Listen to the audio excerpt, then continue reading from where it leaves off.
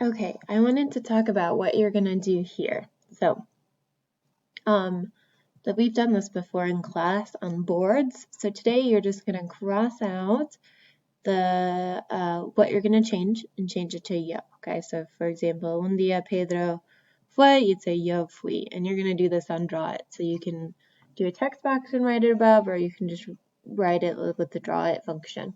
Okay. There's a few things that are in that imperfect tense that you guys took notes on before break. So we have here quería. Quería means wanted, wanted. In this case, quería, quería is the same for the yo form and for the LAO stead form. So if you remember looking on that imperfect chart you guys made, on the bottom of the chart, the yo form and the LAO stead form are the same. We say quería here, we use the imperfect because we're talking about how he was feeling, his emotion, and we usually use the imperfect for that. He was wanting new clothes and new shoes. Okay, so for this one, you just say yo quería, you leave that the same.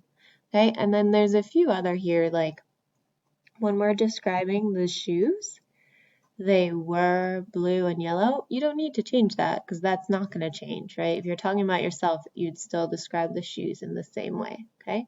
So just keep that in mind and go through and change this to the first person, to the yo perspective.